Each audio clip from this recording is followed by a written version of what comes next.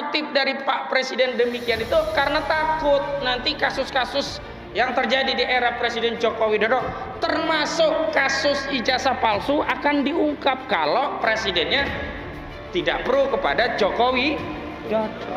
Dan ingat loh, ini santer, sudah ada kabar upaya penjegalan salah satu kandidat capres agar tidak lolos. Dalam hal ini Anies Baswedan.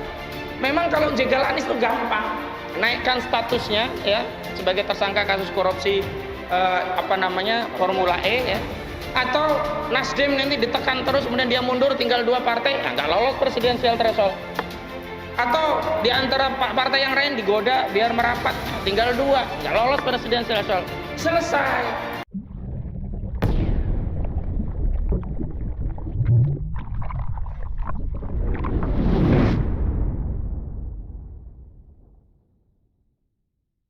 Takbir. Assalamualaikum warahmatullahi wabarakatuh. Waalaikumsalam.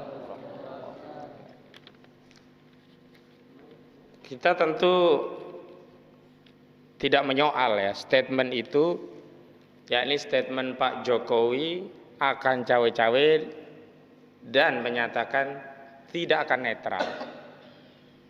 Sepanjang apa? Sepanjang konsisten. Namun ciri khas dari Pak Jokowi itu justru konsistennya beliau. Nah, ini yang menjadi soal, sehingga kita sulit untuk meyakini sebenarnya statement mana yang kemudian bisa kita jadikan acuan atas pandangan beliau sebagai kepala negara sekaligus kepala pemerintahan. Karena sampai hari ini beliau masih Presiden Republik Indonesia. Entah besok, entah lusa, kita semua tidak tahu. Namanya juga takdir, kita kan tidak bisa membaca apa yang terjadi esok dan seterusnya begitu. Hanya saja persoalannya adalah statement beliau pada tanggal 29 Mei 2023 di hadapan wartawan di Istana Presiden yang menyatakan dirinya akan cawe-cawe ya, tidak akan netral karena masalah Pilpres ini adalah masalah yang penting.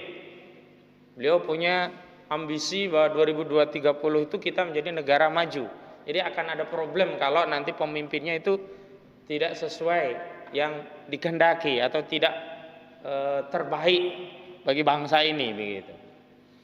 Namun kita masih ingat beliau juga pada tanggal 4 Mei 2023 masih di bulan yang sama. Saat itu beliau ada di Sarinah ketika diminta klarifikasi oleh media sehubungan dengan adanya pertemuan sejumlah pimpinan partai politik di Istana Negara yang saat itu minus atau tidak melibatkan Partai Keadilan Sejahtera, Partai Demokrat, dan terutama Partai Nasional Demokrat. Padahal kalau kita bicara ukuran pertemuan itu adalah koalisi dan oposisi, kita tahu bahwa Partai Nasional Demokrat adalah partai koalisinya Jokowi. Bahkan di 2014 Partai Nasdem adalah partai yang mengusung Saudara Joko Widodo untuk pertama kalinya dia maju Pilpres di 2014 setelah diusung oleh PDIP. Dan kemudian pada periode kedua juga demikian, Partai Nasdem kembali mengusung Saudara Joko Widodo untuk menjadi capres dan akhirnya juga menjadi presiden pada periode berikutnya. Nah, saat itu Presiden menyampaikan, saya itu tidak cawe-cawe Pilpres, tapi saya hanya diskusi. Nah, artinya ada ketidakkonsistenan pernyataan Presiden terhadap urusan Pilpres ini, terutama berkaitan apakah Presiden akan cawe-cawe atau tidak cawe-cawe. Yang pertama beliau katakan tidak cawe-cawe, mengumpulkan partai politik, ketua partai politik di istana itu hanya berdiskusi. Dan saat itu dikatakan bahwa kenapa Nasdem tidak dilibatkan, karena Nasdem punya pilihan politik yang lain, yakni mengusung Saudara Anies Baswedan sebagai capres. Nah, karena itu hari ini kita tentu punya tafsiran atau pendapat, pandangan yang beragam soal pernyataan presiden yang menyatakan tidak akan cawe-cawe. Kita ingat bahwa soal pilpres ini tidak pernah dipersoalkan oleh presiden pada saat periode akan yang kedua, saat dirinya menjadi salah satu calon presiden. Juga tidak ada masalah pada periode presiden sebelumnya, misalkan era Megawati Soekarno Putri, itu di 2004 pertama kalinya presiden pilihan langsung, bahkan saat itu yang terpilih justru Susilo Bambang Yudhoyono. Pada saat SBY mau turun tahta setelah 2 periode memimpin bangsa kita Indonesia ini, juga tidak pernah ada intervensi secara langsung terhadap urusan pilpres. Nah, hari ini saya meminjam statement dari Denny Indrayana, Partai Demokrat, oleh KSP Muldoko, yang mustahil tanpa sepengetahuan dan seizin Presiden Jokowi. Lalu sebenarnya kita bertanya-tanya, apa sih urgensinya seorang presiden yang akan purna tugas, yang semestinya dia fokus menjadi seorang negarawan, bertindak netral, menyediakan pilpres ini sebagai ajang kompetisi bagi seluruh kontestan politik yang ada, tidak memilah, tidak memilih, tidak berpihak, dan harus netral. Bukan sebaliknya menyatakan akan cawe-cawe dan tidak akan netral. Jadi kita jadi ingat satu analogi yang mungkin menggambarkan peristiwa ini ya. Kira-kira gambarnya begini, di sebuah toko ya, ada seorang melihat-lihat barang, kemudian barang tadi mau dikantongi, mau dibawa atau dimaling ya, mau dicuri begitu. Dan ketahuan petugasnya. Saat itu dia dituduh akan mencuri. Jangan mencuri, ini barang kami. Orang tadi sambil ngelus-ngelus barang yang mau dicuri. Enggak kok, kita cuma pegang-pegang doang, terus ditaruhnya barang itu. Saat itu masih malu disebut pencuri. Ditaruhlah barang tadi. Tapi yang kedua, karena orang banyak yang mempersoalkan, kemudian dia bilang, iya barang ini saya ambil, mau saya curi, memang mau apa? Karena apa? Barang ini penting buat saya. Kalau barang ini nggak saya ambil, bahaya. Problemnya kan bukan masalah penting atau tidak, tapi dia punya hak tidak terhadap barang itu. Melanggar hukum tidak, dia ngambil barang itu. Nah, dalam konteks cawe-cawenya presiden ini, sebenarnya kalau yang dimaksud cawe-cawe itu menjalankan tugas, kewajiban, dan tanggung jawab presiden sebagai kepala negara dan juga kepala pemerintahan, kita tidak akan komplain, bahkan kita dukung. Bahkan presiden harus terdepan cawe-cawe, misalkan cawe-cawe untuk mengentaskan kemiskinan, cawe-cawe untuk memberantas korupsi. Ya, bukan malah ketika hari ini KPK ada problem penegakan hukum di KPK, dan tiba-tiba ada putusan aneh dari Mahkamah Konstitusi yang menambah jabatan pimpinan KPK dari 4 tahun sampai 5 tahun. Tidak ada satupun statement presiden yang cawe-cawe. Seharusnya presiden punya kepentingan agar KPK tetap 4 tahun. Kenapa? Kalau ditambah, ini akan abuse of power, dan kuat dugaan jabatan pimpinan KPK bisa dimanfaatkan untuk strategi politik pemenangan pilpres sebagaimana yang diungkap oleh Denny Indrayana. Seharusnya kalau yang presiden cawe-cawe ketika ya tentara kita terbunuh oleh OPM, yang pertama cawe-cawe presiden. Ini kan presiden tidak bicara, lama sekali tidak bicara. Tapi giliran terkait umat Islam langsung radikal. Ada ormas Islam ya yang kemudian mendakwakan ajaran Islam, langsung keluarkan perpu. Khilafah dianggap anti ini, anti itu. Ya, kemudian dicabut BHP ormas Islam HTI. Ini cawe-cawe bagaimana begitu? Makanya kalau ada satu saja pasal di konstitusi kita, Undang-Undang Dasar 1945 ya, termasuk di Undang-Undang Pemilu, Undang-Undang Nomor 7 Tahun 2017, yang memberikan kewenangan presiden terlibat dalam urusan kontestasi pilpres, maka bukan hanya cawe-cawe, kita dorong presiden untuk terdepan menyelenggarakan pilpres dan pemilu. Pertanyaannya, saya tambahin, pertanyaan seriusnya, iya ini ada Bang Profesor Egy Sujana, saya ngutip beliau kalau diskusi itu pertanyaan seriusnya. Memang harus serius. Ya harus serius. Adakah satu pasal yang memberikan kewenangan kepada presiden untuk terlibat, untuk memberikan andil, atau dalam bahasa Jawanya cawe-cawe, atau dalam bahasa tadi Indonesianya turut campur dalam urusan pilpres ini? Kita cek pasal 222 Undang-Undang Nomor 7 Tahun 2017 tentang siapa yang punya wewenang untuk mencalonkan capres dan cawapres. Apakah ada presiden? Di sana tersebut yang punya wewenang untuk mencalonkan calon presiden dan calon wakil presiden adalah partai politik atau gabungan partai politik yang punya suara 20% ya di DPR atau 25% suara nasional. Gak ada di sana disebutkan yang punya wewenang untuk mencalonkan calon presiden ada presiden atau partai politik misalnya begitu. Jadi kalau yang cawe-cawe itu ketua umum partai politik sudah benar, karena memang yang punya kepentingan mencalonkan calon presiden itu adalah partai politik dan undang-undang sudah mengatur itu gitu. Kalau kita acuannya konstitusi Undang-Undang Dasar 1945, tapi tadi saya cek di undang-undang kita presiden itu punya 19 kewenangan berdasarkan Undang-Undang Dasar 1945. Saya tadi sudah nulis artikel. Dan tidak ada dari 19 kewenangan presiden itu diantaranya juga ikut dalam mencalonkan atau ikut dalam proses pemilihan presiden.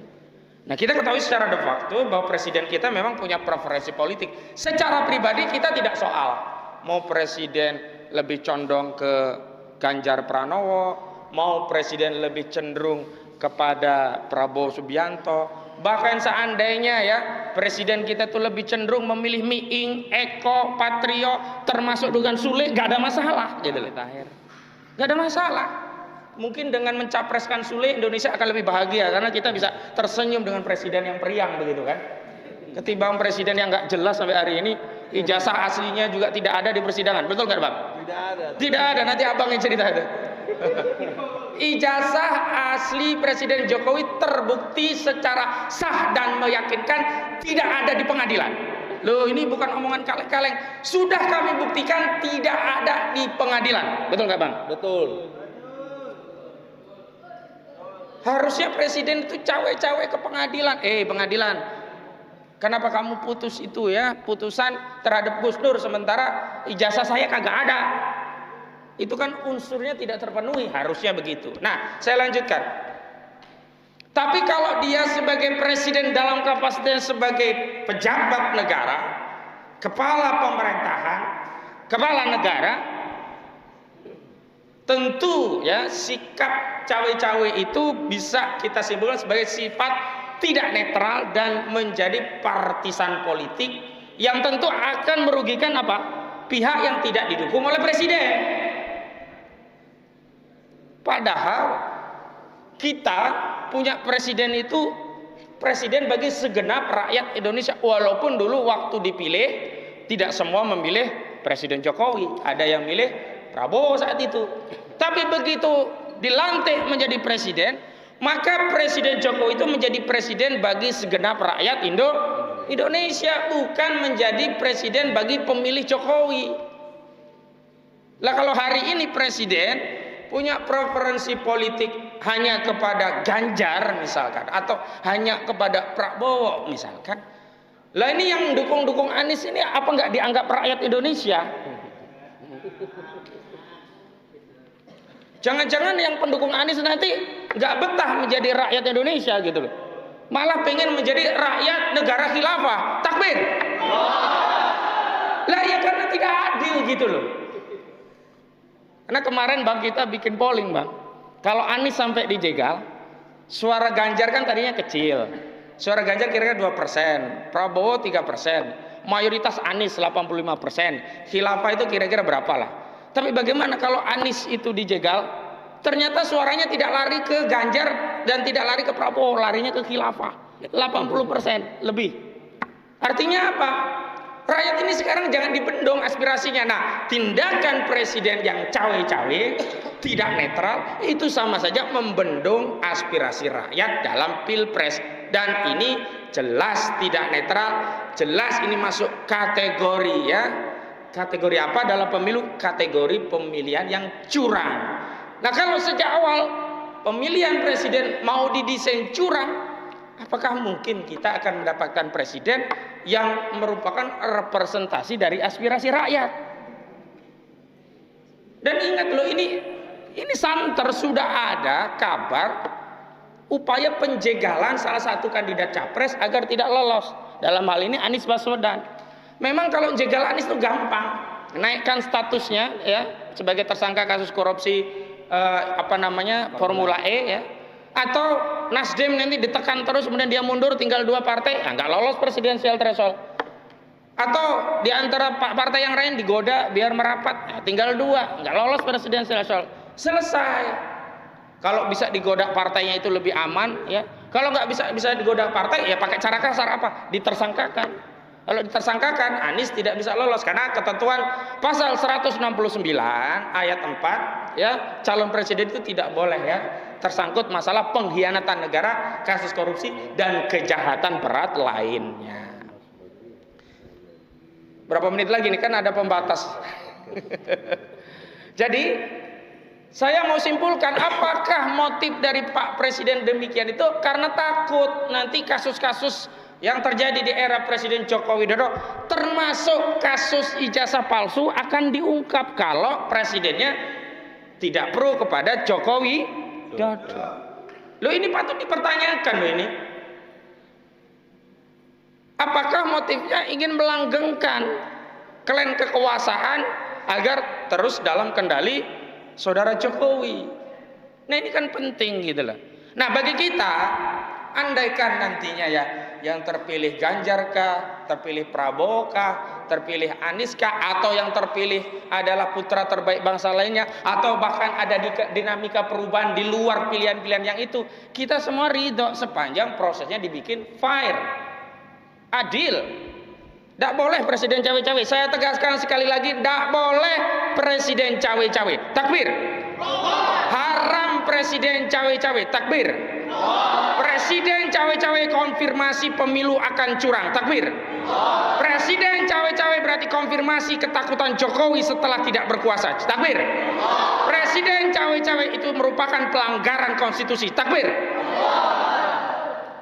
Jadi kita tolong ya rakyat ini diajari bernegara yang baik, bernegara yang sesuai dengan koridor konstitusi, bernegara yang taat kepada amanah founding father kita. Jangan giliran kita memperjuangkan Islam itu bertentangan dengan founding father, itu bertentangan.